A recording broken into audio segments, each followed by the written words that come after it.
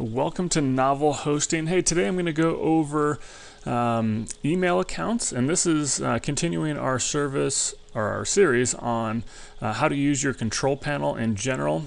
Most likely, right after you go to set up your cPanel account, the first thing you're going to want to do is set up your email account. So when you first set it up, obviously you're going to have your main domain name here. And you're going to want to tie an email address to that domain. And it's really simple to do that. The first thing you want to do is underneath the Mail tab, and if yours isn't the second one down, you're actually able to drag and drop these if you want. If yours is a little bit further down, you'll just have to look for it. But within email accounts, all you have to do is click on the email accounts tab, and then you'll see within our demo account here there's already an email created. But so if you want to create I'll just type in my own name, and then you want to create a password for it. You can use a password generator if you were wanting, or you could just enter one yourself. So I'll just do one really quick here. The one that I did is pretty weak, but anyway, you'll want to set the quota if you want, or you can actually set it to unlimited and then just click create account. So it'll automatically show you that your account has been created, and then you're able to actually go in here and see a little bit more details. Like if you're wanting to set it up on your cell phone or any other device, or like your on Outlook or something like that on your laptop or personal computer, you can actually see you want to click on the configure email client. This will show you the statistics on or all the code behind it, or the settings, I should say. So when you go here, you can actually download the application itself, either or the settings for it, either for Outlook, Windows Live, and stuff like that, or all these applications, and then you can go into, for instance, Outlook, and then you can import those settings in there instead of having to manually type it out. So that's one way to go. And then also the manual way, which I personally recommend. I think it goes a little bit faster, but it shows the secure SSL or TLS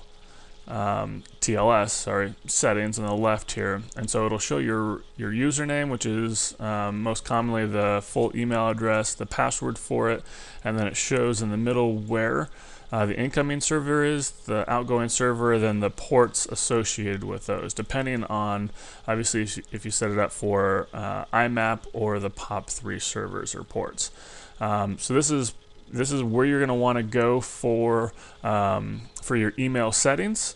And then as we continue in email, once you have your email set up, and then your configuration set, you can access the webmail as well. I'll just go in here and then just type in the password that I had set up.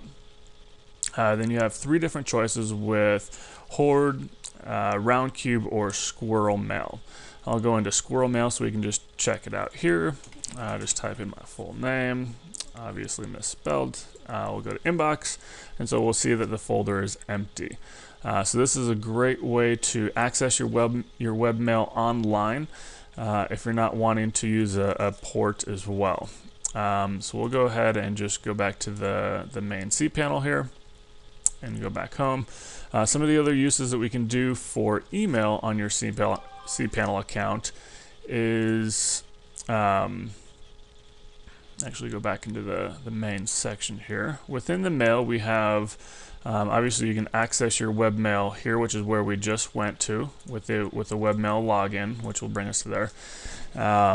We do have forwarders, so we can automatically set up a forwarder from any email address that's on this server. For instance, the one that I set up, Jason at it'll ask you to type in the first name at denverroofing.contractors, and then you can forward that to any email address you want, like Gmail, Yahoo, AOL, whichever, and then add forwarder. I won't do that right now, but you can set it up there if you want, and that's a handy little tool to have. Also within email, you can start creating your email lists, account level filtering, and then one of the more popular features, I should say growing in popularity, is the MX entry. This is actually the main tool for being able to port your email address or your email hosting over to a service like Gmail. Gmail has the Gmail Business Services where you're able to actually have Gmail host your domain name. So for instance, Jason at denverroofing.contractors is what I had set up. So you'd actually go in here and actually set up your remote, basically tell it that you want it to do it in on Gmail. So you'd actually use the Gmail settings and actually set that up in here.